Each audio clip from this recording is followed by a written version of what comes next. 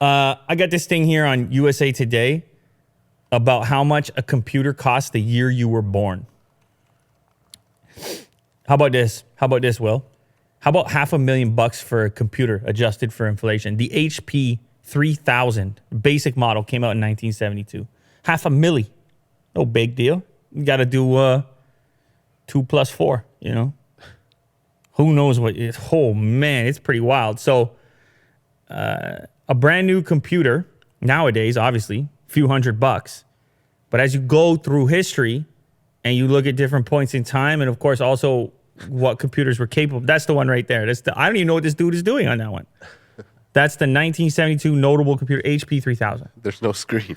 No screen. He doesn't even know what he's doing. It just seems cool at that point. Come on, Jack. There's no storage on there. This guy could barely store. He can't store a single image on there.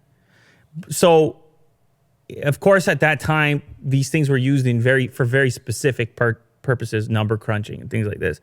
It was $95,000 in 1972, this particular computer. And then they adjust that for inflation. That's how you get to over 500,000, 571,000. But of course, this article is kind of cool because you could pick any year and you can see, you could pick any year in a popular computer from that year and see the price, what it would be today. Even a computer in 1971 that was $750, when you go adjust it for inflation, it's $4,600. The very first Mac computer that pops up on here, the Apple I, was $667 in 1976. That's $3,000 today. The Apple II went up to $5,000. I think the first Apple portable on this list was around $15,000 adjusted for inflation. So, and then I went a little further up to like the 2000s to one of my first laptops. Where was it here? It was one of these Sony ones. I had a Sony Vaio situation. We talked about it in the past. Sony Vaio laptop, $1,699 in 2004. That's $2,200 by today's standards. Who knows? This channel might not happen. I don't get that first laptop. I don't start thinking about the internet. I don't start thinking about gadgets and technology. I had one of those, not an iMac. I had an eMac. I had a lot of these ones through the years. Nonetheless, you're spoiled today. I already told you that before. Youngsters, you got no idea. This stuff used to suck. And I mean, we didn't know that at the time, but it wasn't very good and it was very expensive to get into it. And not everybody had it. They actually, I remember a period in time where it was like not everyone had a computer and definitely not everyone had a laptop.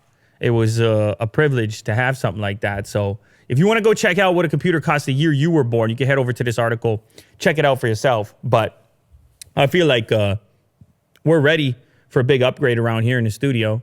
We got to clear out some real estate to bring in one of those original HP 3000s, right, Will? Mm-hmm. It's time to step up our video editing hardware. With the turbo button.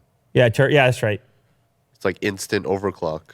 It's like I used to have one of those third-party controllers for PlayStation. I think the first PlayStation, and you would switch the button to like rapid fire. Oh, yeah. And that was the hack. Like, it just kept firing. It would just keep clicking A, and it was so rude to use that. So, anyway, computers used to be expensive. Not so much anymore. Now you could just get it EEE-PC. Remember that?